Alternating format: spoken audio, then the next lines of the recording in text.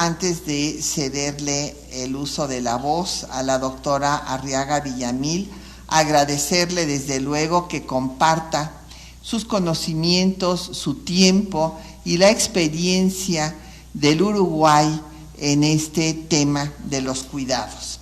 La doctora Arriaga Villamil es doctora en Derecho y Ciencias Sociales por la Facultad de Derecho de la Universidad de la República del Uruguay, es magíster en Derecho Constitucional por la Universidad de Valencia, posee el título de profesora adscrita en Derecho Constitucional y es investigadora que se ha especializado en el derecho público, participando en un sinnúmero de foros nacionales e internacionales.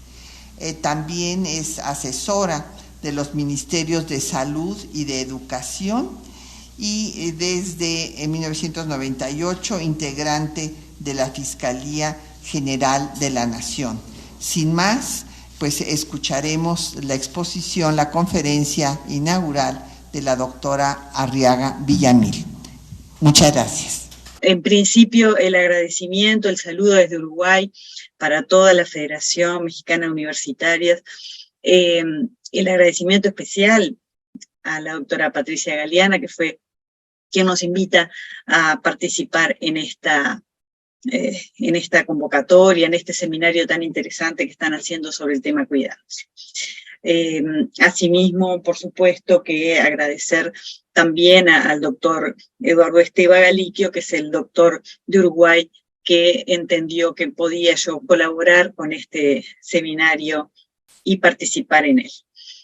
Bien, vamos a hacer una presentación para que sea un poco más dinámico y les voy a contar de ese modo cómo ha sido el proceso y cómo es la vida de la ley de cuidados en el Uruguay, que ya lleva 7 años recién cumplidos. Entonces vamos a comenzar a comentar esta ley de cuidados, la ley del Sistema Nacional Integrado de Cuidados que se ha dado en Uruguay. En principio, y simplemente como un antecedente, pero en definitiva es lo que hemos escuchado recién de la doctora Tamara Martínez. El cuidado como necesidad de todos y esos cuidados que se dan a lo largo de la vida, en todas las etapas de la vida, durante la niñez, en el cuidado de los niños, de los hijos, cuando nuestros mayores envejecen, cuando hay alguna enfermedad, cuando hay alguna dependencia. Ese tema es el que es prioritario en cualquier sociedad humana y humanista. La resolución del problema del cuidado, en general, siempre estuvo relegada al ámbito de la familia y depende de la disposición del tiempo que esa familia tenga o la capacidad contributiva, la capacidad económica que tenga para pagar servicios externos. Por tanto, cuanto peor es la situación económica de la gente, más se profundiza esa desigualdad. La pobreza profundiza la desigualdad, sin duda. Hasta la actualidad, las mujeres dedican mucho más tiempo a las tareas relacionadas de cuidar que los hombres, un hecho irrebatible, y cuando se inicia el proceso de ley en Uruguay, se tuvieron en cuenta todas estas circunstancias sociales, culturales, demográficas, proponiéndose compartir como uno de los objetivos la responsabilidad y desarrollando el derecho universal de las personas al cuidado, como derecho humano. Vamos a hacer un desarrollo que más o menos va a ir por este camino, cómo fue el problema o cómo es el problema en Uruguay, cómo se incorporó el problema de los cuidados a la agenda pública, cómo se desarrolló la sanción legislativa de esta ley 19.353, veremos qué contenido tiene esa ley, cómo se ha desarrollado en forma reglamentaria a través de decretos del Poder Ejecutivo, cómo empezó la práctica de los cuidados, la implementación, y en qué situación estamos actualmente.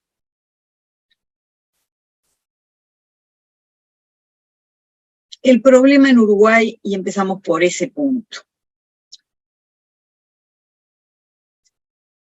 Algunos datos que nos ilustran cuál es la realidad demográfica. Favor de poner su pantalla completa. ¿No la tengo completa? No, doctora. Yo la veo completa, no sé cuál es la otra posibilidad. Voy a hacerlo de nuevo. A ver. Yo la veo completa, por eso me extraña, pero quizás lo que hago es ponerla en modalidad PDF.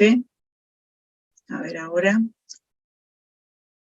Si puedo extenderlo. ¿Ahora cómo la ven? Sí, ya se.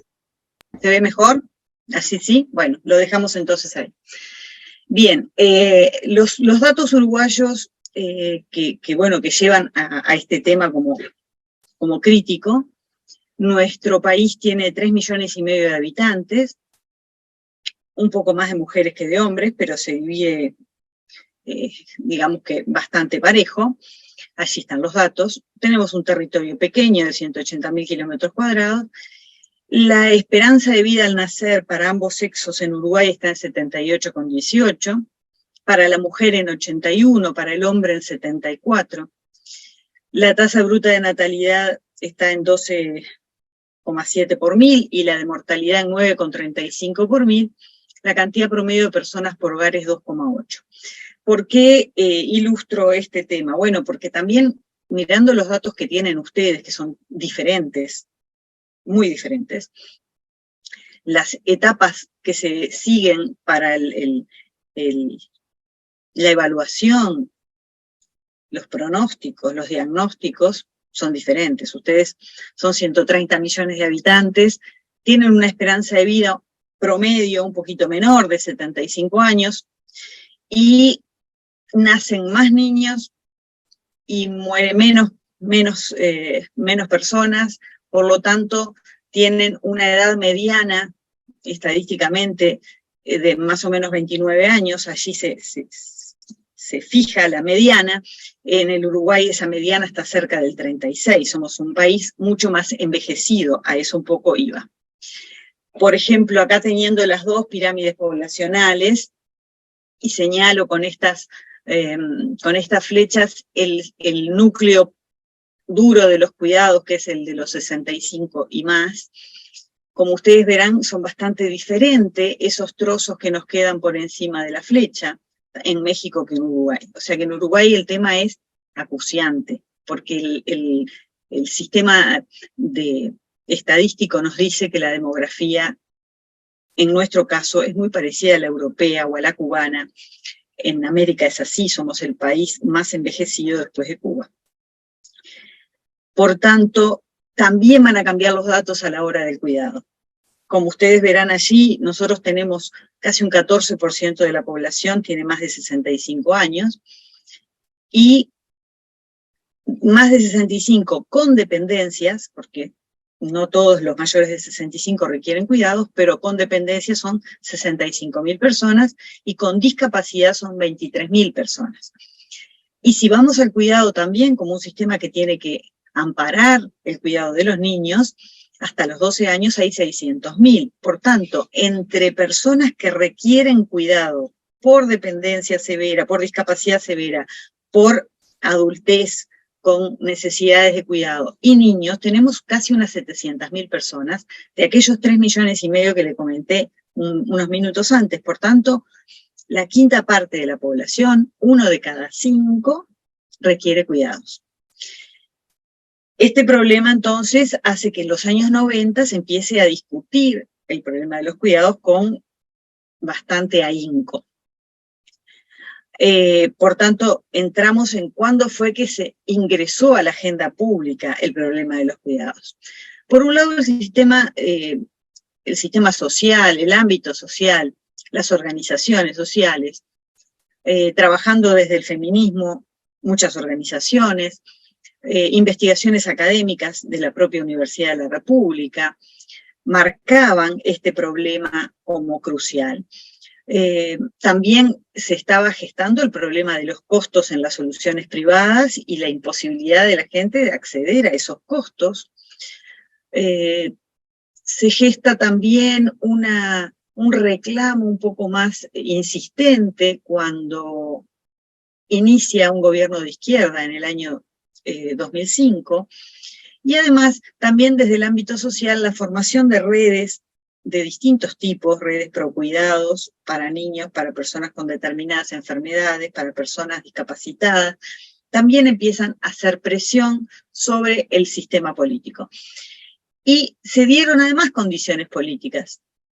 Por un lado, el atender a esos reclamos, no dejar todo a ese grupo social que estaba incidiendo en la temática de los cuidados, y además el avance de los feminismos, que obviamente que también en nuestro país se han dado desde muy temprana época histórica, pero que a nivel político, recién en el 2000, se crea dentro del Parlamento Nacional lo que se llamó la bancada bicameral femenina, que incluyó a todas las mujeres que tenían cargos legislativos de los distintos partidos, e hicieron ellas, más allá de las diferencias políticas, hicieron una especie de grupo, de bancada, que empezó a proponer temáticas legislativas que tenían que ver con el género.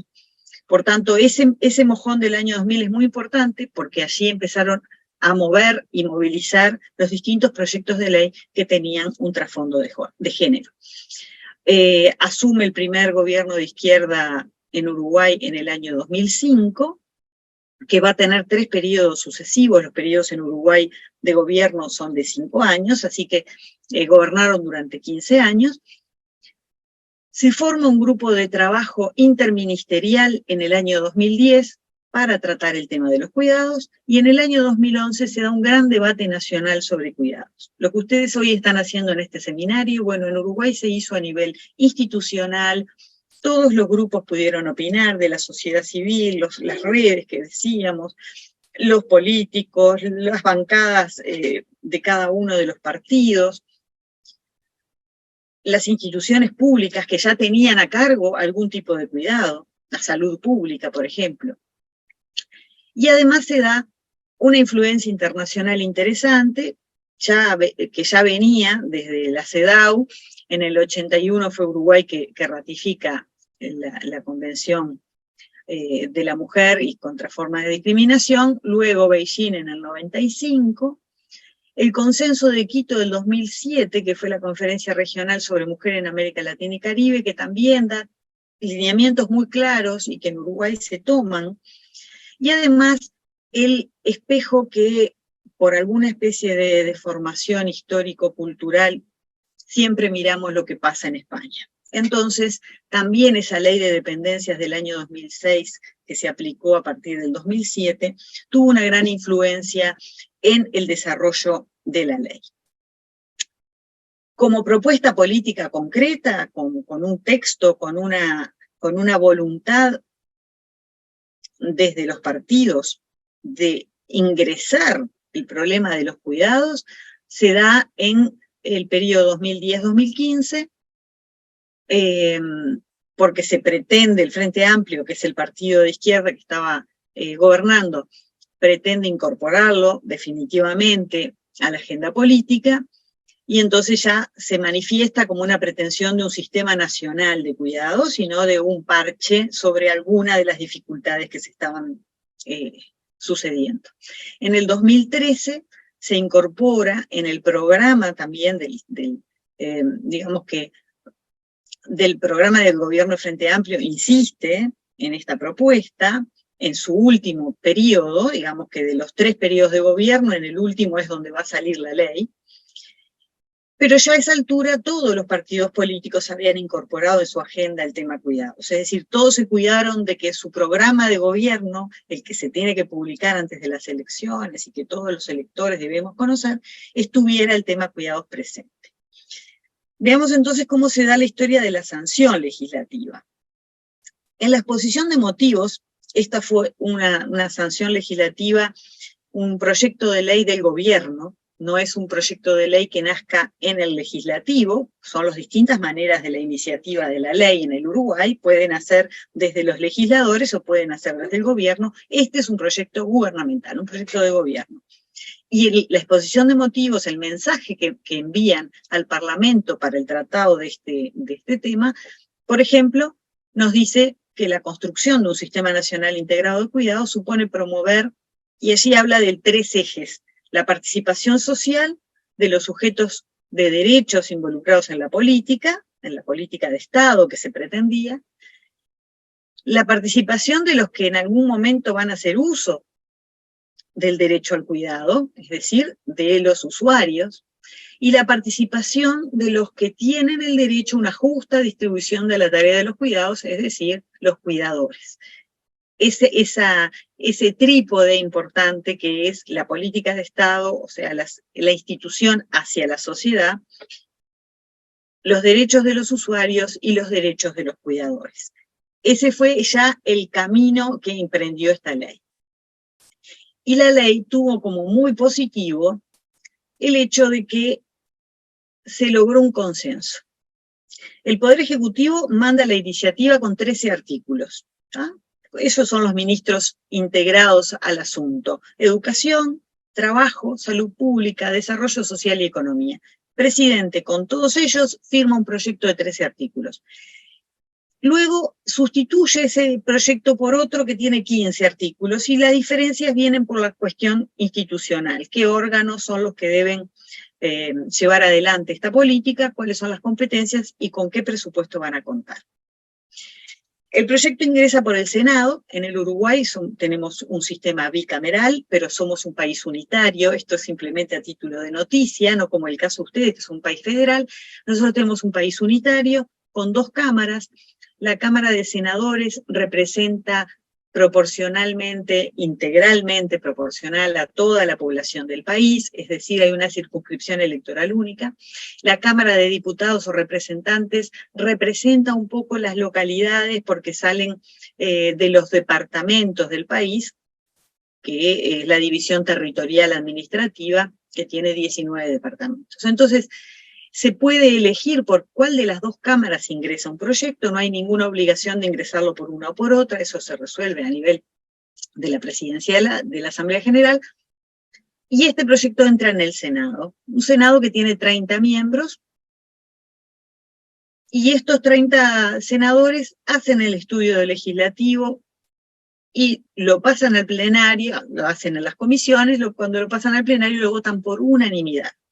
Todos los partidos políticos de acuerdo con el proyecto de ley de cuidados. Luego pasa a la Cámara de Diputados y allí no se logra la unanimidad plena, pero casi, de los 99 diputados se logran 80 y largos. Es decir, es un proyecto que es de consenso. Y el proyecto final tiene 20 artículos que ahora los vamos a ver. Esta presentación yo se las voy a pasar en PDF, se la paso a la doctora Galeana, para que ustedes luego la puedan revisar, porque en esta zona donde digo trámite completo, aquí hay un link que lo lleva a todo el trámite legislativo, y ahí van a tener absolutamente todas las disertaciones, distintas exposiciones de los legisladores, las versiones taquigráficas de las distintas organizaciones sociales que fueron a las comisiones a informar sobre lo que les parecía el proyecto.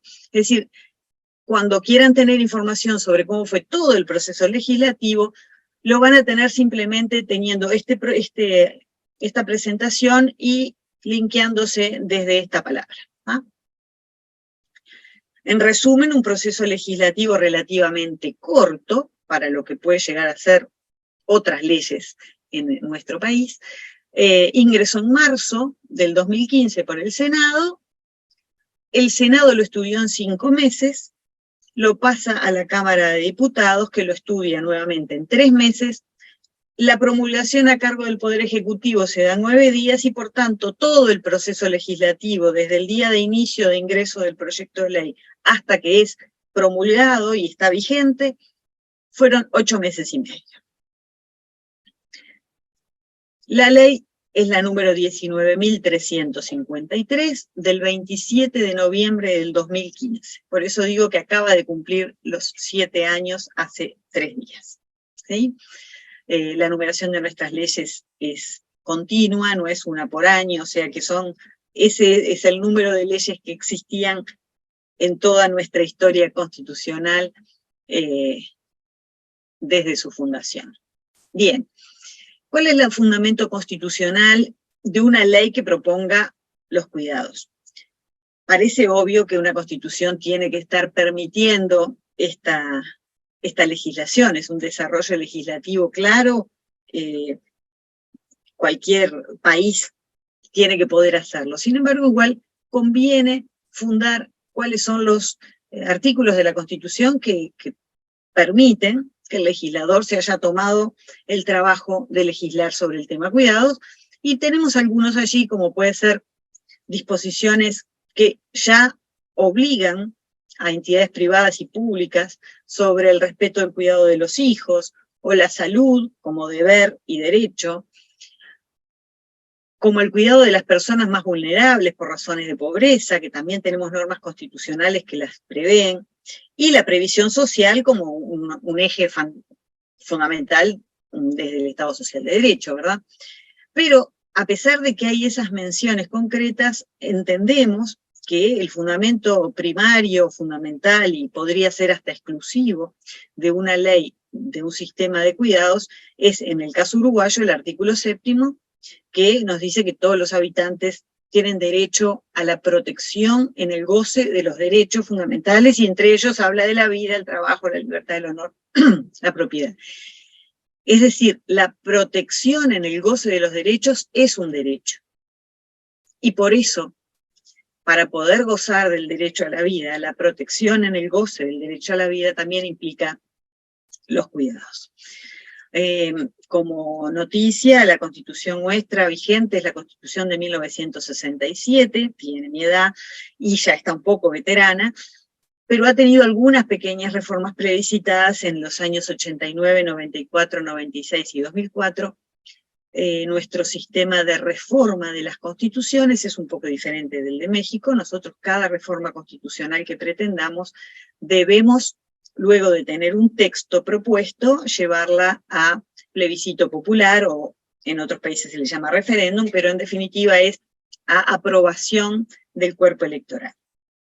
Por tanto, esas 4 pequeñas reformas que no cambiaron la sustancia, y por eso decimos que la Constitución vigente sigue siendo la del 67, han dado algún giro a sistema electoral y algunas otras cosas que no tienen mucho que ver con este tema. ¿Cuáles son los conceptos básicos de la ley? En esta pantalla que parece de lluvia de ideas, resume todo lo que la ley pretendió. Como hablábamos al principio, la corresponsabilidad y la solidaridad en los cuidados. Primer concepto que además tiene mucho que ver con un concepto de género. Promueve también la promoción de la autonomía, es decir, el cuidado, pero no el cuidado para el estatismo, sino el cuidado para el movimiento, el cuidado para el dinamismo, el cuidado para que la persona que requiere los cuidados pueda recuperar su autonomía. Esa es la finalidad. Define esta ley qué es ser dependiente, qué es la inclusión, por qué es un derecho. Define como concepto básico la universalización de los cuidados, que todos tengan acceso a los cuidados. Lo define como una política pública. Y en definitiva, ahora vamos a ver como principio básico el de la progresividad, porque el tema cuidados, como ya sabemos, es un tema muy caro, muy costoso, muy oneroso. Y me importa también destacar que la ley destaca que esa ley tiene que tener, que todo lo que tenga que ver con cuidados debe tener perspectiva de género. ¿Cómo es nuestra ley? Bueno, se desarrollan esos 20 artículos en 3 capítulos. El primer capítulo, de los artículos 1 al 4, que van a ser aspectos declarativos, cuál es el objeto, las definiciones, los principios. Luego tendremos un segundo capítulo que tiene que ver con los derechos y las obligaciones de todas las personas que integran el sistema. Y un tercer capítulo que va a hablar más bien de la institucionalidad, de cómo es el Sistema Nacional Integrado de Cuidados. Empecemos por el primero. En esta primera parte, la ley declara la universalización de los cuidados para las personas dependientes y declara que esa universalización es una cuestión de interés general. El concepto de interés general, interés público, bien general, se usan distintas formas a lo largo del derecho comparado. En Uruguay, nosotros tenemos en nuestra Constitución el concepto de interés general como único límite a los derechos fundamentales.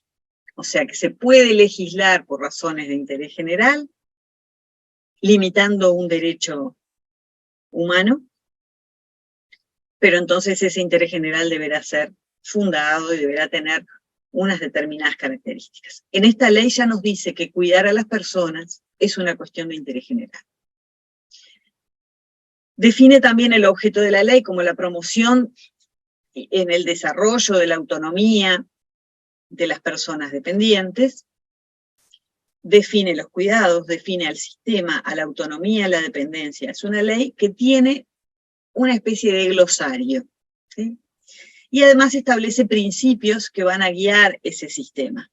Cuando la norma no exista, en este mundo de reglas y principios, ¿no? Cuando la norma no exista, nos guiaremos entonces por los principios que se han fijado en la propia ley. ¿Y cuáles son estos principios? Bueno, como dijimos recién, el principio de universalidad llega a todos, sin discriminación. El principio de articulación y coordinación, este es un principio muy importante porque un sistema integrado, ustedes lo van a vivir, requiere de la intervención de muchos actores, que no todos están en un mismo esquema institucional. No todo puede depender de la salud pública, ni todo puede depender de las acciones sociales, ni todo puede depender de la educación, la economía. Todos esos actores están mezclados y por tanto la articulación y la coordinación son fundamentales como principios del sistema. La calidad integral, la inclusión de la perspectiva de género y generacional está dada como principio del sistema. La progresividad, y aquí me detengo un momento porque la progresividad es lo que hace que el sistema sea posible. En la definición del sistema es un sistema muy, que tiene, no digo utópico, pero que tiene mucho de voluntarismo, de llegar a un fin muy importante, muy grande, y si no hubiera un principio de progresividad, lo único que habría sería una gran frustración. Para poder llegar a los objetivos, como están allí, la equidad, la continuidad, muchas cosas son objetivos, además de principios, es necesario plantearse la progresividad en la medida de que el Estado debe medir cuánto puede hoy, cuánto podrá aumentar mañana, y así es como se ha tratado en estos 7 años en el Uruguay. Es decir, que el proyecto del sistema de cuidados tiene que ir implementándose en etapas que siempre deben ir en camino a ese gran programa, pero que no pueden requerirse ni implementarse de una sola vez, al menos no en países que tienen problemas económicos como todos los que tenemos nuestra etapa de subdesarrollo o en camino del desarrollo. Equidad, continuidad, oportunidad, sostenibilidad, accesibilidad. No creo que tengan demasiada dificultad sus definiciones. Hay un principio que también marca el sistema, que en la medida de lo posible, la persona dependiente es saludable que quede en su propio entorno. Es decir, que la primera solución no va a ser la institucionalización del dependiente o la internación de una persona dependiente, sino que la primera solución tiene que ser, bueno, en su entorno, ¿cómo lo podemos ayudar? Y por supuesto la solidaridad en el financiamiento, es decir, no es posible el Estado poner el 100% del monto necesario para el cuidado, pero sí puede hacerse un sistema mixto, que es un poco cómo está funcionando. El segundo capítulo de la ley, que nos habla de los derechos y las obligaciones de las personas que están en el sistema. Entonces, en esos 4 artículos, nos hablará de los derechos de los dependientes y de las obligaciones. Las personas dependientes tienen derecho a su intimidad, a su dignidad, tienen derecho a la información, la confidencialidad del proceso a través del cual se llega a un cuidado, eso es importante, es parte de la dignidad también, a la igualdad de oportunidades, a la no discriminación y a la accesibilidad universal al sistema. Todo esto transversalizado por la progresividad, por la financiación solidaria. Porque como veremos, la universalidad y la accesibilidad universal y demás, puede parecer que todos los que necesitemos cuidado en el Uruguay vamos a tener acceso a esta ley, pero luego eso lo tenemos que cortar a través de las posibilidades económicas de contribuir con el sistema y demás. ¿Bien?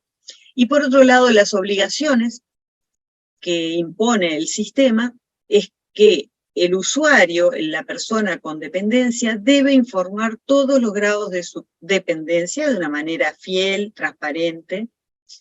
Tiene que informar si ya recibe ayudas de otro tipo, ¿verdad? O sea que no se puede ocultar información al sistema, no debería una persona usuaria decir que tiene una pensión de $100, pongámoslo en dólares para que todos nos entendamos, y por eso requerir el auxilio de cuidados cuando quizá tiene una pensión italiana que le reporta 1.500 euros más, ¿verdad? Entonces, no se puede esconder parte de las ayudas que se reciben para poder entrar en la calificación que va a tener que hacer el sistema de cuáles son los cuidados necesarios.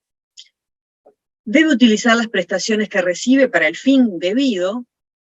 Si las prestaciones son prestaciones mecánicas, como vamos a ver, algunos de los distintos sistemas y demás, tiene que utilizarlo para ese fin. Y obviamente, como decíamos, informar toda la situación económica, incluso del núcleo familiar, ¿verdad? ¿Quiénes son los sujetos de la ley? Bueno, las niñas y niños hasta los 12 años, los discapacitados no autoválidos, es decir, aquellos discapacitados cuya discapacidad les impide la autonomía, los mayores de 65 años que tienen un impedimento de la autonomía, es decir, no autoválidos, y también forman parte del sistema los cuidadores. ¿Sí?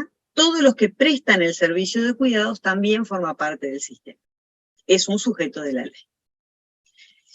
El tercer capítulo del Sistema Nacional Integrado de Cuidados es la institucionalidad, es decir, que nos va a decir a partir del artículo 9 cómo se estructura todo este nuevo sistema, cómo es que el Estado prevé esa estructura.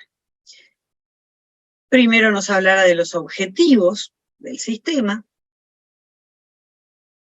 impulsar un modelo de prestaciones, perdón,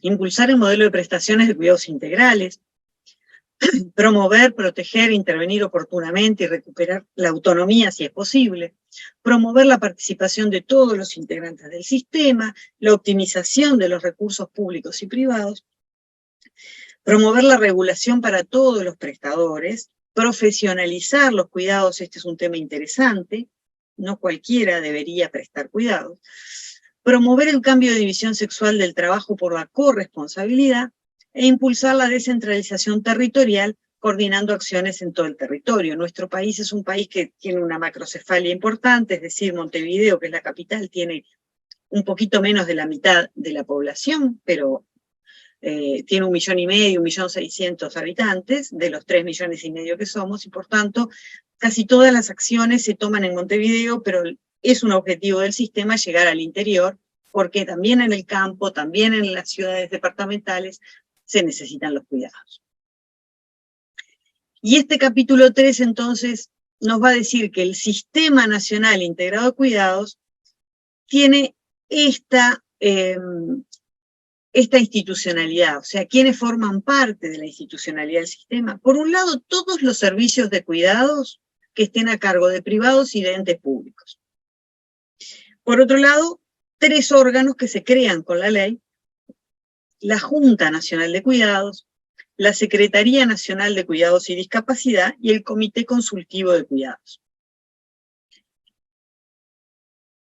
Ahora vamos a ver cómo se desarrollaron esos 3 órganos y quiénes lo integran. Para terminar, respecto de lo que es la cuestión legislativa, de cuáles son las leyes que en el Uruguay toman el tema cuidados y además pueden ser complementarias al tema cuidados, tenemos estas 3 leyes, 2013, 2016 y 2019. Ya con anterioridad entonces a la ley de cuidados había un principio de corresponsabilidad que se intentó imponer en cuanto a que el subsidio cuando nace un bebé solo se le daba a la mujer, a la madre, por determinadas semanas, podía tener su licencia paga, y luego el medio horario para la lactancia, y en el 2013 se dice que va a ser a opción de esa familia si ese subsidio lo quiere tomar la mamá o el papá. Entonces iguala de alguna forma a los padres y madres en la posibilidad de solicitar esa licencia posparto.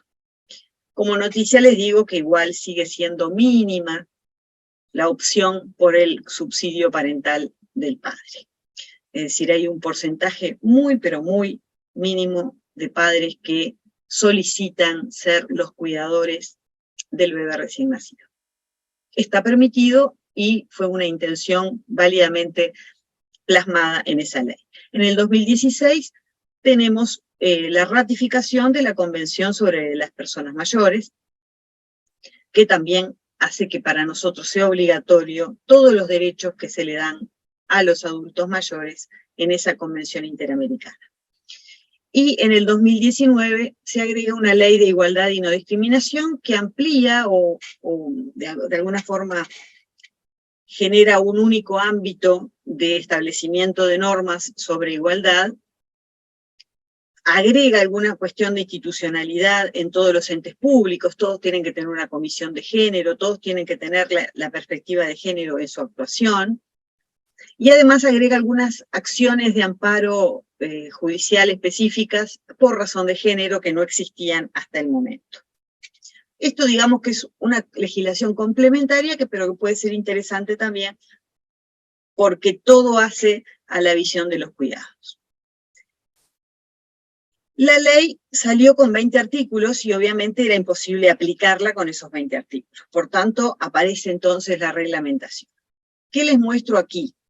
Bueno, esta pantallita que tiene todos estos números de decretos, también cada uno de ellos es un link al decreto. Es decir, que cuando tengan la presentación podrán acceder y conocer cómo se reglamentó cada uno de los aspectos del Sistema Nacional Integrado de Cuidados.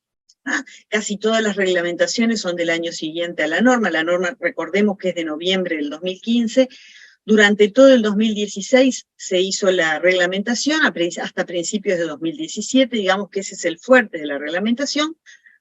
Decretos que salen por el Poder Ejecutivo, y luego todavía por debajo de esos decretos hay muchas resoluciones concretas que están a cargo de los ministerios competentes, según la temática, los ministerios o el Banco de Previsión Social, los distintos institutos que están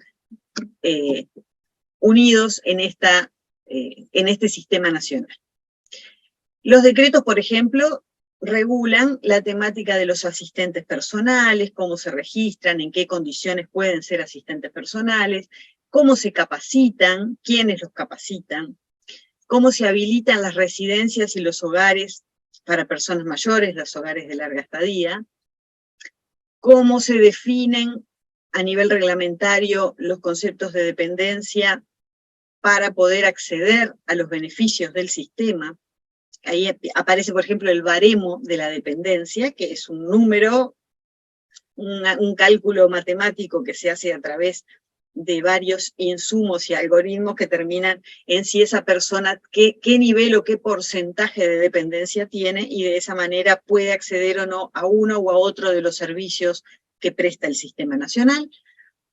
Otro de los decretos va a regular el servicio de teleasistencia, que ya veremos es uno de los servicios que se presta. Después hay decretos sobre en qué es competente cada uno de los órganos que integran el sistema y se reglamenta la actuación de cada uno de ellos. Como les digo, queda para que todos puedan analizarlo, sobre todo los que tengan mayor interés en la reglamentación. ¿Cómo llegamos a la práctica? Yo ya no sé en qué tiempo voy porque no me di el tiempo. Espero que me queden todavía 10 minutos. ¿Cómo llegamos a la práctica? Bueno, en la práctica Uruguay tiene una gran historia de Estado. Es decir, nuestro Estado tiene mucha historia en el sentido positivo y en el sentido negativo. En el sentido positivo, el Estado en Uruguay desde el principio del siglo XX está presente con un principio de subsidiariedad importante. Cuando el mercado no soluciona algunos temas, allí el Estado va a estar presente.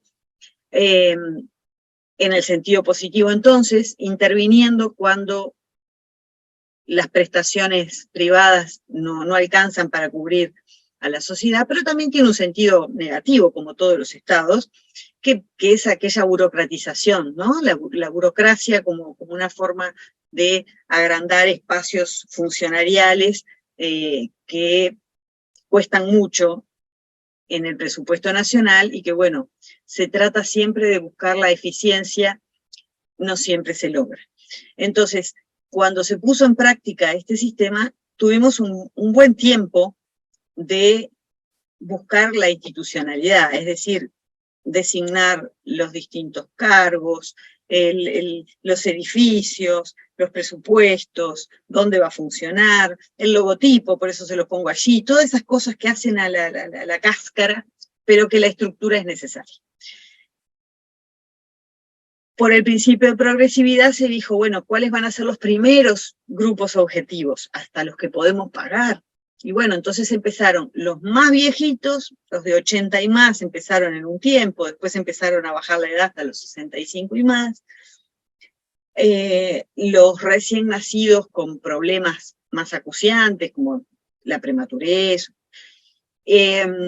y los discapacitados, sí, desde el principio estuvieron como población objetivo, sobre todo el discapacitado que no puede solucionar sus actividades básicas de la vida cotidiana. También fue un tema muy importante la capacitación de los operadores. ¿Y esto por qué? Porque en realidad, hasta antes de la ley, cada uno se cuidaba como podía, ¿no? Y cada uno contrataba el cuidador que podía, y si era un enfermero muy bien, y si era un vecino también. Entonces el sistema pretendió aquello de la profesionalización del cuidador. Entonces por ahí aparece el Ministerio de Educación y Cultura, trayendo la posibilidad de, a través de convenios con distintos sectores y distintos grupos de enseñanza, de alguna manera de provocar y obligar a la capacitación de los operadores. Lo cual es un objetivo excelente para que cada uno que cuida tenga nociones básicas del cuidado, pero que la práctica genera problemáticas. Primero, hay muchísimos cuidadores, no había suficientes cupos para enseñar, de alguna manera transmitir esas nociones básicas de cuidado. Y por otro lado, había cuidadores muy capacitados que optaban por otro sistema, o para irse al sistema de salud y dejar el sistema de cuidados, porque el salario que le tocaba en el sistema de cuidados, una vez se institucionalizó, era demasiado deficiente. Entonces, el tema de la capacitación es un equilibrio que ustedes van a ver que es muy complejo de lograr. Tener la suficiente capacitación y no tanta como para que el sistema provoque una puerta de salida y se quede huérfano de cuidadores. Es complicado. También el presupuesto es un tema interesante. Les cuento que en Uruguay el presupuesto nacional es un presupuesto quinquenal, es decir, cada gobierno que ingresa al poder proyecta un presupuesto de lo que va a gastar y lo que va a recaudar durante los 5 años que le toca ejercer. lo tiene que proyectar y presentar dentro de los 6 meses arribado al gobierno, lo presenta y es aprobado por ley en el Parlamento.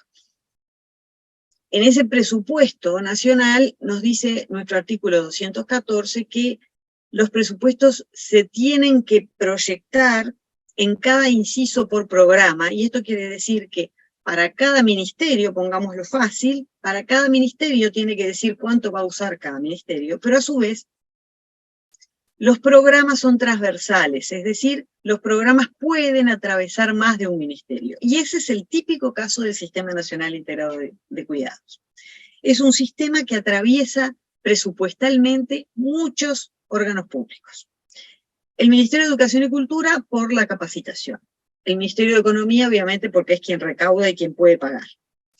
El Ministerio de Trabajo y Seguridad Social, porque allí no solo por el tema de trabajo de los cuidadores, sino que también tienen una especie de tutela administrativa mínima, no es tutela en este caso, pero sí un anexo mínimo con el Banco de Previsión Social, que es otro actor relevante, que es un ente autónomo, que es el que regula toda la previsión social, es decir, el que paga las jubilaciones, el que recauda, paga jubilaciones, pero no solo jubilaciones y pensiones, sino todo lo que tenga que ver con la previsión, las enfermedades laborales y demás.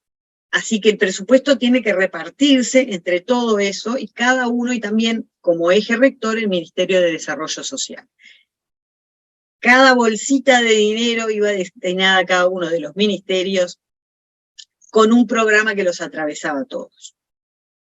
Esto que parece ser óptimo, porque entonces todos deben coordinar para el desarrollo, también genera dificultades prácticas. Así que imaginen que el tema presupuestal, además de porque es muy caro, es un tema que también genera rispideces entre los órganos públicos, porque uno tiene más, el otro tiene menos, tendríamos que trasladar de acá para allá, nadie quiere dejar su dinero o su bolsa de dinero a merced de los demás. Y por supuesto que en la puesta en práctica hubo críticas, de las que nadie está a salvo, ¿no?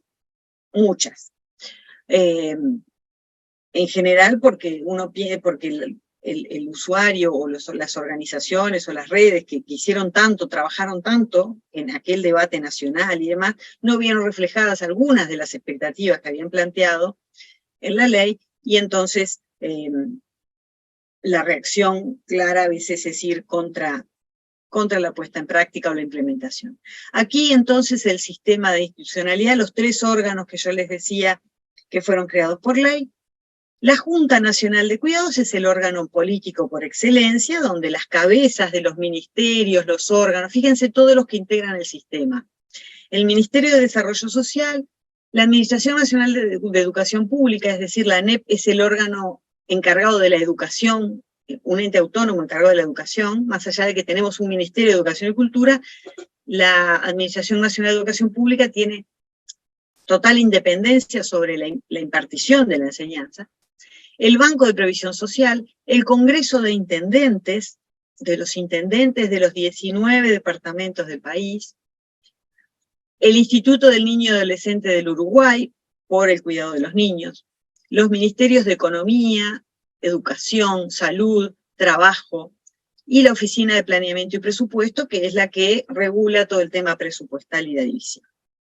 Además, hay un comité consultivo de cuidados, que digamos que si aquel era el órgano político, porque eran las cabezas de todos los órganos del sistema, el comité consultivo es como el que desde afuera trata de ayudar, opinar, evacuar consultas, porque son los que tienen el conocimiento o el know-how de los cuidados. Porque son los órganos de privados, por ejemplo, o los órganos académicos, los que conocen el tema, ya sea por la práctica, como por ejemplo las empresas de los servicios de acompañantes que existían desde antes, o los centros de atención infantil, pero también la Universidad de la República, también los distintos ejes académicos que pueden colaborar de alguna manera con una opinión científica sobre el tema de cuidados. Y por último, el órgano ejecutivo, el órgano que va a hacer el trabajo, el que tiene que regular sistema, que es una Secretaría Nacional de Cuidados y Discapacidad dependiente del Ministerio de Desarrollo Social, es decir, que se ubica jerárquicamente por debajo, y es la que ejecuta y articula todos los propósitos, los objetivos, los principios del sistema, ¿sí? Es una secretaría que tiene una designación política, sin duda, de particular confianza del ministro del ministro de Desarrollo Social de la época, pero que es la que tiene que ejecutar con los lineamientos, con la ley, primero que nada, con los reglamentos y con los lineamientos de la Junta Nacional de Cuidados. Y cuando tiene dudas, puede preguntar entonces al Comité Consultivo de Cuidados. Esta transparencia es simplemente para decirle que el sistema de cuidados ya lleva 2 grandes planes nacionales. Uno que fue inmediatamente salida a la ley, a través del gobierno del Frente Amplio, que era el gobierno existente en el momento, y que es un dossier donde está muy bien desarrollado cuál es el Plan Nacional de Cuidados para ese quinquenio. ¿Ah? Y otro que surge ahora con el nuevo gobierno, que es un gobierno de coalición, no es un gobierno de izquierda, que junta partidos tradicionales del país, el Partido Nacional, el Partido Colorado y el Partido Independiente, y un nuevo partido que se llama Cabildo Abierto. Esa coalición es la que está gobernando actualmente y planteó en el momento que asumió en el 2020 un nuevo plan para el quinquenio 2021-2025. En esta transparencia van a tener un link en los plazos, digamos, en los tiempos de 2016 o 2020 va a estar el link que lleva a este plan y en este otro va a estar el link que lleva al plan actual, ¿sí? ¿En qué estamos? Y ya estamos terminando, así ustedes me pueden hacer preguntas. Los programas vigentes, es decir, los programas que se están desarrollando, son el de asistentes personales, que consiste en una prestación económica que se le da a la persona que accede a este programa para que contrate a un cuidador, a un asistente personal. Pero ese asistente personal lo tiene que sacar de los registros que existen donde está la gente que se capacitó. ¿Ah? Es decir, si estoy en condiciones de acceder al programa de asistente personal, por mi ingreso mensual, por mis necesidades, por lo que yo probé, el Banco de Previsión Social me va a dar un dinero y yo con ese dinero tengo que contratar a un asistente personal. Y lo tengo que sacar de un listado que está en un registro del propio Banco de Previsión Social. No puedo utilizar el dinero para contratar a mi vecino o a mi prima o a una persona que conozco que es muy capaz. Ese es un tema que también genera algunos problemas. Después tenemos el sistema del programa de teleasistencia, que también es una prestación económica, que lo que está es destinada a que contraten un servicio de teleasistencia en casa. El famoso botón tipo alarma, en la que si una persona está sola y tiene su reloj con un botón o su collar con un botón, lo toca y ahí se conecta el teléfono y va a haber alguien que del otro lado lo va a estar asistiendo, si se cayó, si le va a mandar la ambulancia. Ese sistema que me imagino que por supuesto ustedes ya conocen porque lo deben tener. Lo que genera este programa es que te dan el dinero para poder pagar el servicio, pero el servicio se lo contratas a un particular. Ese particular tiene también que estar registrado y tiene que haber probado sus competencias en el Estado. Después hay un sistema de centros diurnos para personas adultas mayores que puedan ir durante el día a realizar actividades de corte recreativo, deportivo, artístico, socializador, sin pernocte, ¿verdad? Simplemente es un horario durante el día en el que la familia puede dejar en un lugar de confianza al abuelo, al tío, a quien sea, para que allí pueda realizar una actividad y pase la tarde de una manera acompañada y cuidada.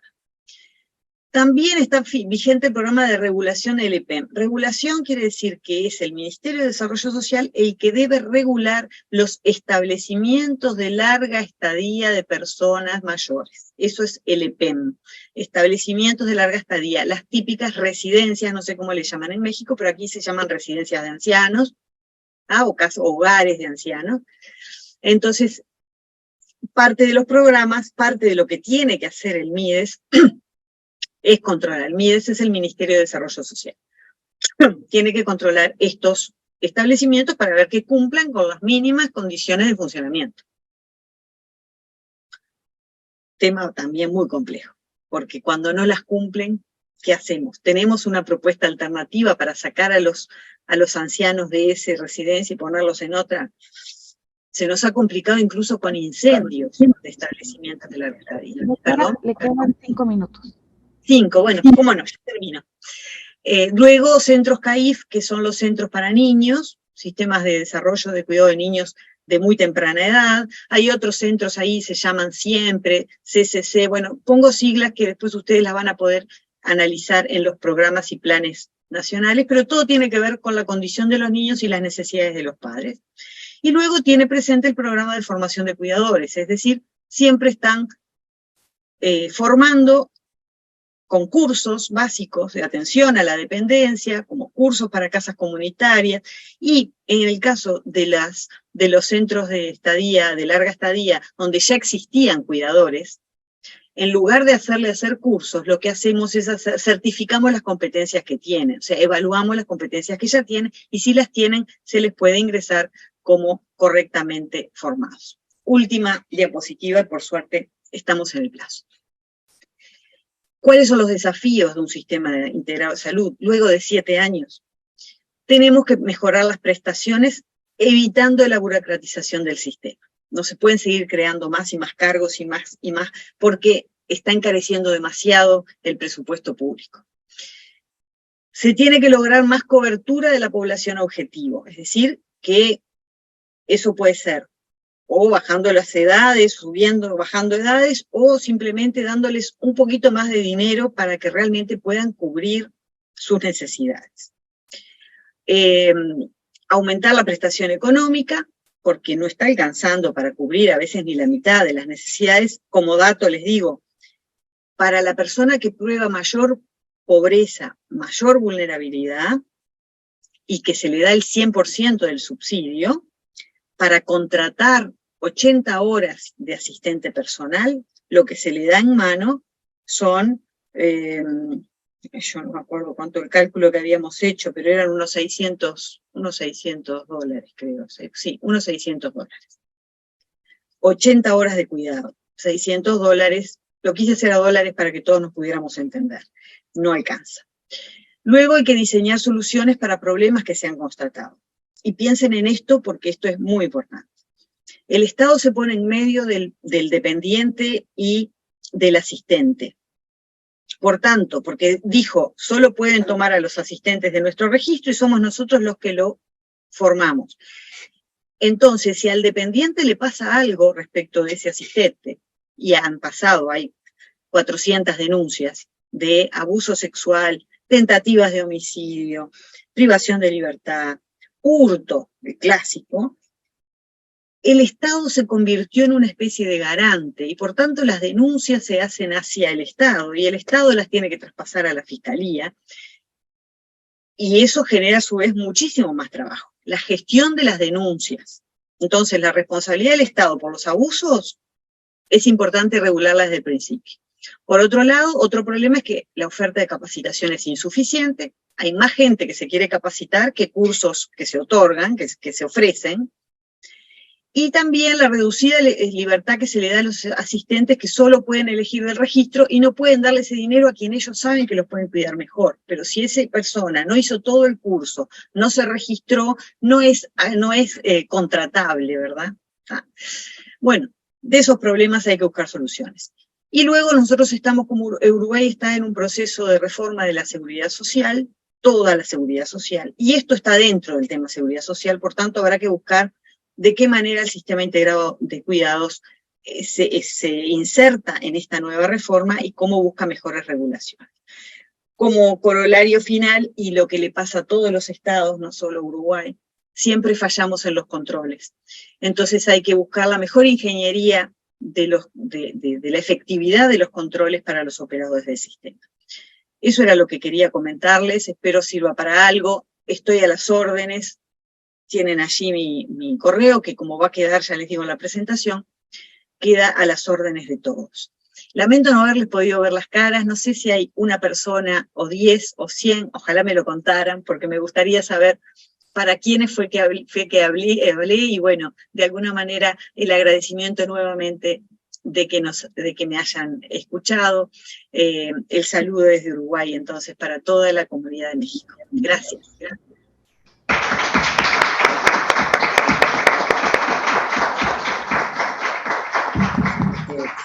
Muchísimas gracias, doctora Claudia Arriaga Villamil, por haber compartido con nosotras y nosotros la experiencia de la República del Uruguay, todo el proceso legislativo que llevó a que se creara una Secretaría Nacional de Cuidados, que ya tiene 7 años de vigencia, que fue una iniciativa originalmente presidencial y que, bueno, pues desde luego tiene muchos puntos perfectibles, pero que desde luego es un ejemplo para que podamos poner en práctica aquí en México también toda una infraestructura semejante para el tema de los cuidados. A reserva de que si alguna colega que está en la sala y quisiera hacer una pregunta. A ver, la doctora Alicia Girón, adelante. Sí, bueno, pues muchísimas gracias. Es un gusto estar aquí en este seminario intentando impulsar un sistema de cuidado para nuestro país. Yo quisiera saber qué porcentaje del gasto público está en el sistema de cuidado de Uruguay. Y bueno, pues es una gran enseñanza para nosotros porque hasta donde yo sé, aquí en Mujeres ha estado trabajando con CEPAL, con ONU Mujeres, a través de grandes, mujeres economistas, historiadoras, científicas y demás, esta propuesta del sistema de cuidado, y lo que sé es que hay una negación por el costo que implica implementar un sistema de cuidado. Entonces, ¿qué porcentaje, si es que lo tienen, del gasto público es lo que destinan a este sistema de cuidado? Muchas gracias. Gracias, doctora Girón. Doctora Arriaga, escuchamos su respuesta. Sí, bueno, gracias por la pregunta, que es muy interesante, pero no puedo darle el dato exacto. Me gustaría averiguarlo con certeza para poder transmitirlo, y quizás después pueda quedar incorporado también esa presentación para que ustedes lo tengan en acceso. No tengo el dato del gasto público. En realidad, nuestro sistema presupuestal para la previsión social es muy alto, y esto es un mínimo en ese sistema. O sea que estamos hablando de un porcentaje que obviamente no debe llegar a las 2 cifras de ninguna manera. Pero bueno, quedo con el deber de comentárselos más tarde. Recuerden que yo soy profesora de Derecho, vengo desde la academia, no soy parte del sistema en la parte ejecutiva, y por tanto no tengo esa información, pero con las disculpas del caso me comprometo a pasar ese dato inmediatamente que lo pueda obtener en un ratito nomás. La participación de las colegas que están aquí presentes. ¿Perdón? Creo que no hay otra pregunta por lo pronto, doctora. Yo sí le haría alguna. ¿Cómo no? Me extraña la ausencia de perspectiva de género en todo el planteamiento. Vamos en toda la legislación, en todo el proceso, en fin, nosotras tenemos conciencia de que los cuidados han estado mayoritariamente en manos de la población femenina. Han sido las mujeres las encargadas históricamente de los cuidados, y ahora con la última pandemia, la Organización Mundial de la Salud declaró que el 70% del sector salud en el mundo son mujeres, médicas, enfermeras, intendentes, etcétera, y en México nos encontramos con que el 79% del sector salud está constituido por mujeres. Pero además, pues son las mujeres las que cuidan, se encargan de la crianza, cuidan a los hijos, a los enfermas y enfermos y a las personas mayores, y esto les lleva, y les llevó en la última pandemia, a perder sus trabajos, y todos los cuidados no son remunerados ni reconocidos, y precisamente por eso estamos impulsando en nuestro país que se cumplan todos los tratados internacionales que se han firmado en la materia y que siguen siendo letra muerta hasta la fecha, y que avancen las iniciativas legislativas que están desde el año pasado paradas en las dos cámaras legislativas. O sea, ha habido iniciativas de 3 partidos, concretamente el PRI, el PRD y Movimiento Ciudadano, y ninguna de ellas ha avanzado. Pero sí nos interesaría saber el tema de género en el Uruguay, y con esto terminaríamos la sesión. Claro. Bien, gracias por la pregunta. En realidad, la perspectiva de género es una preocupación desde el inicio de este proceso legislativo.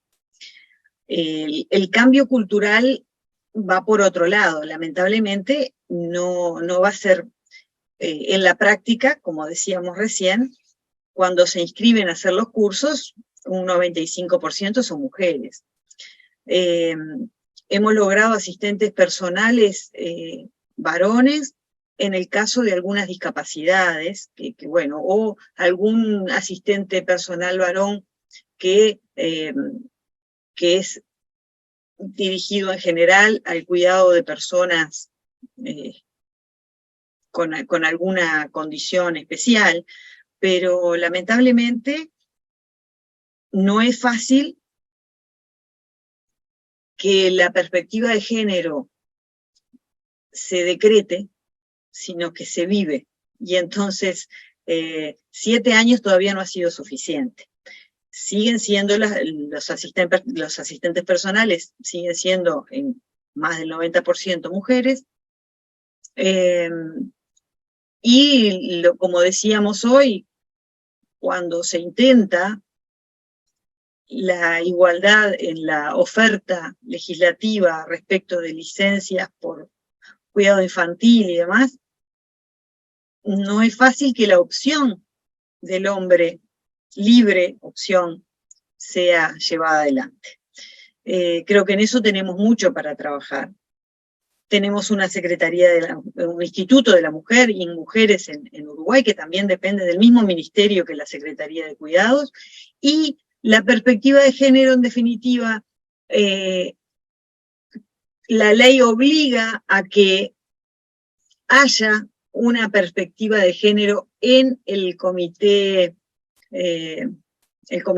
asesor, el consultivo, obliga a que esté allí mujeres, por ejemplo, y la Secretaría de Cuidados trabaja muy relacionada con InMujeres,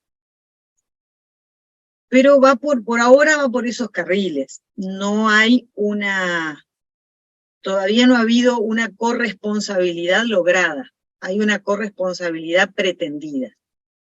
La corresponsabilidad lograda creo que va a pasar bastante más tiempo, aunque ha habido pequeños cambios, pero creo que tenemos para mucho más por delante.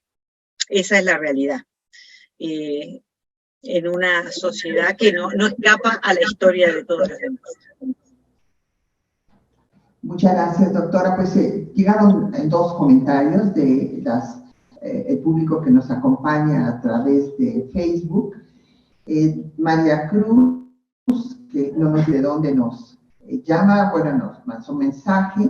Le parece muy interesante la experiencia de la institucionalización de la política de cuidados a través de la creación de una Secretaría Nacional de Cuidados. Y también pregunta si existe una cuantificación de la derrama económica por la profesionalización del trabajo de cuidados, ya que, por ejemplo, la Organización Internacional del Trabajo habla de la importancia que esto tendría para el desarrollo de nuestras economías.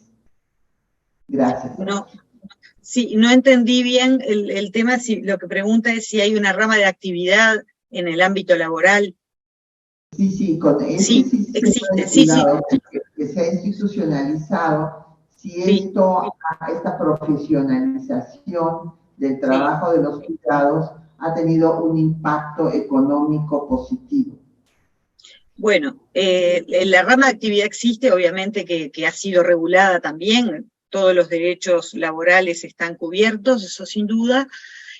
Ha dado un pequeño impulso antes de la pandemia, digamos que esos asistentes, que son la masa laboral más importante dentro de todo el sistema de cuidado, esos asistentes fueron también una salida laboral para muchas personas que no tienen capacitación previa o que han llegado a la educación inicial. A través de estos cursos logran una inserción laboral que, digamos que sí, que mueve un poquitito la situación del desempleo, por lo menos, mejoraron los índices de desempleo cuando todo este grupo de personas pudo salir al trabajo. De todas maneras, estamos hablando de una movida de aguja muy pequeña, ¿no? Porque es un núcleo, como dijimos, más allá de que sean 700.000 los que necesitan cuidados, el Sistema Nacional de Cuidados para 2020, por ejemplo, había atendido 80.000 familias, ¿sí? Entonces, no estamos hablando de grandes números como pueden ser los números cuando viene una ola de construcción. La ola de la construcción cambia un número en el PBI. En el caso de esto no llegó a eso, pero por lo menos se redujeron algunas décimas en el sistema de desempleo, ¿no? En los números del desempleo. Gracias a usted.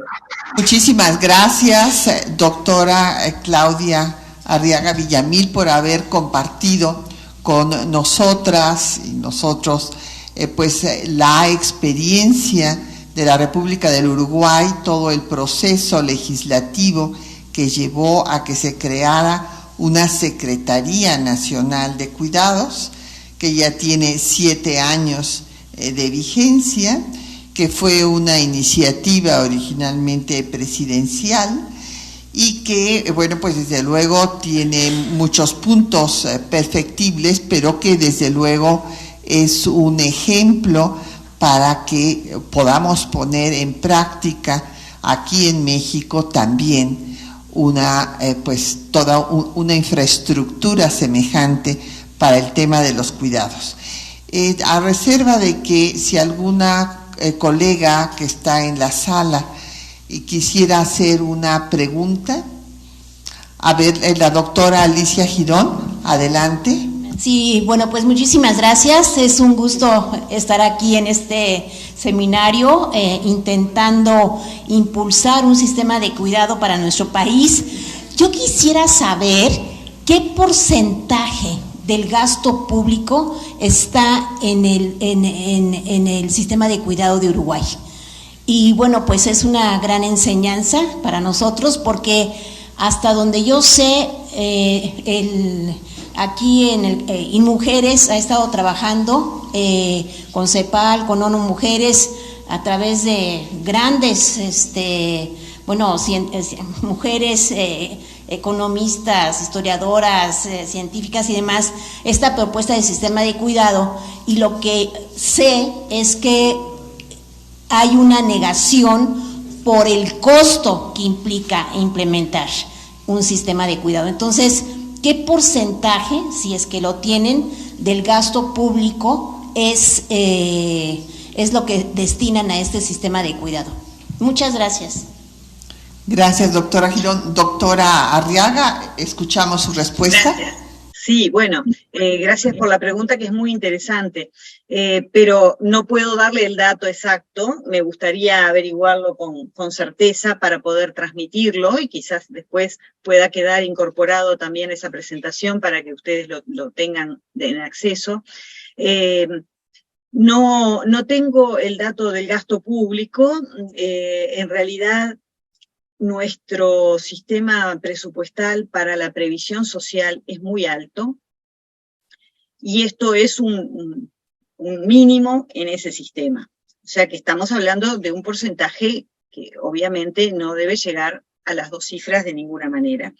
Pero bueno, quedo con el deber de comentárselos más tarde. Recuerden que yo soy profesora de Derecho, vengo desde la academia, no soy parte del sistema en la parte ejecutiva y por tanto no tengo esa información. Pero con las disculpas del caso me comprometo a pasar ese dato inmediatamente que lo pueda obtener en un ratito nomás. Muchas gracias. ¿Alguna otra participación de las colegas que están aquí presentes? Creo que no hay otra pregunta por lo pronto, doctora. Yo sí le haría alguna. Me extraña la ausencia de perspectiva de género en todo pues el planteamiento. Vamos en toda la legislación, en todo el proceso, en fin, nosotros tenemos conciencia de que los cuidados han estado mayoritariamente en manos de la población femenina, han sido las mujeres las encargadas históricamente de los cuidados, y ahora con la última pandemia, la Organización Mundial de la Salud declaró que el 70% del sector salud en el mundo son mujeres, médicas, enfermeras, intendentes, etcétera, y en México nos encontramos con que el 79% del sector salud está constituido por mujeres. Pero además, pues son las mujeres las que cuidan, se encargan de la crianza, cuidan a los hijos, a los enfermas y enfermos y a las personas mayores, y esto les lleva, y les llevó en la última pandemia, a perder sus trabajos, y todos los cuidados no son remunerados ni reconocidos, y precisamente por eso estamos impulsando en nuestro país que se cumplan todos los tratados internacionales que se han firmado en la materia y que siguen siendo letra muerta hasta la fecha, y que avancen las iniciativas legislativas que están desde el año pasado paradas en las 2 cámaras legislativas. O sea, ha habido iniciativas de 3 partidos, concretamente el PRI, el PRD y Movimiento Ciudadano, y ninguna de ellas ha avanzado. Pero sí nos interesaría saber el tema de género en el Uruguay, y con esto terminaríamos la sesión.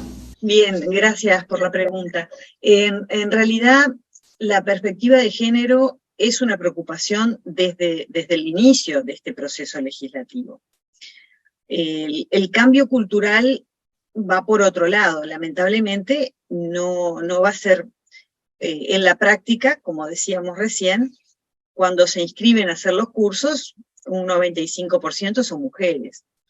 Hemos logrado asistentes personales varones en el caso de algunas discapacidades, bueno, o algún asistente personal varón que es dirigido en general al cuidado de personas con alguna condición especial, pero lamentablemente no es fácil que la perspectiva de género se decrete, sino que se vive. Y entonces 7 años todavía no ha sido suficiente. Siguen siendo los asistentes personales, siguen siendo en más del 90% mujeres, y como decíamos hoy, cuando se intenta la igualdad en la oferta legislativa respecto de licencias por cuidado infantil y demás, no es fácil que la opción del hombre, libre opción, sea llevada adelante. Creo que en eso tenemos mucho para trabajar. tenemos una secretaría, un instituto de la mujer y mujeres en Uruguay, que también depende del mismo ministerio que la Secretaría de Cuidados, y la perspectiva de género, en definitiva, la ley obliga a que haya una perspectiva de género en el comité asesor, el consultivo, obliga que esté allí mujeres, por ejemplo, y la Secretaría de Cuidados trabaja muy relacionada con mujeres, pero por ahora va por esos carriles. No hay todavía no ha habido una corresponsabilidad lograda, hay una corresponsabilidad pretendida. La corresponsabilidad lograda creo que va a pasar bastante más tiempo, aunque ha habido pequeños cambios, pero creo que tenemos para mucho más por delante. Esa es la realidad. En una sociedad que no escapa a la historia de todos los demás. Muchas gracias, doctora. Pues llegaron dos comentarios de el público que nos acompaña a través de Facebook. María Cruz, que no nos dice de dónde nos llama, bueno, nos mandó un mensaje. Le parece muy interesante la experiencia de la institucionalización de la política de cuidados a través de la creación de una Secretaría Nacional de Cuidados. Y también pregunta si existe una cuantificación de la derrama económica por la profesionalización del trabajo de cuidados, ya que, por ejemplo, la Organización Internacional del Trabajo habla de la importancia que esto tendría para el desarrollo de nuestras economías. Gracias, doctor. No entendí bien el tema. Lo que pregunta es si hay una rama de actividad en el ámbito laboral. Sí, con este sistema de cuidados que se ha institucionalizado, si esta profesionalización del trabajo de los cuidados ha tenido un impacto económico positivo. La rama de actividad existe, obviamente que ha sido regulada también, todos los derechos laborales están cubiertos, eso sin duda. Ha dado un pequeño impulso antes de la pandemia, digamos que esos asistentes, que son la masa laboral más importante dentro de todo el sistema de cuidado, esos asistentes fueron también una salida laboral para muchas personas que no tienen capacitación previa o que han llegado a la educación inicial. A través de estos cursos logran una inserción laboral que, digamos que sí, que mueve un poquitito la situación del desempleo, por lo menos. Mejoraron los índices de desempleo cuando todo este grupo de personas pudo salir al trabajo. De todas maneras, estamos hablando de una movida de aguja muy pequeña, ¿no? Porque es un núcleo, como dijimos, más allá de que sean 700.000 los que necesitan cuidados, el Sistema Nacional de Cuidados para 2020, por ejemplo, había atendido 80.000 familias, ¿sí? Entonces, no estamos hablando de grandes números como pueden ser los números cuando viene una ola de construcción. La ola de la construcción cambia un número en el PBI. En el caso de esto no llegó a eso, pero por lo menos se redujeron algunas décimas en el sistema de desempleo, ¿no? En los números del desempleo. Pues muchísimas gracias, doctora. Le agradecemos muchísimo que haya usted compartido con nosotros su tiempo, sus conocimientos y la experiencia en la República del Uruguay, en donde pues hace 7 años que ya está en vigencia un sistema integral de cuidados con una Secretaría Nacional que se encarga del tema. Le agradecemos profundamente, le haremos llegar su reconocimiento vía electrónica y seguiremos en comunicación. Mil gracias. Bueno, muchas gracias a ustedes, Gracias y éxitos en la jornada de hoy y mañana para lo que queda del seminario. Muchísimas gracias.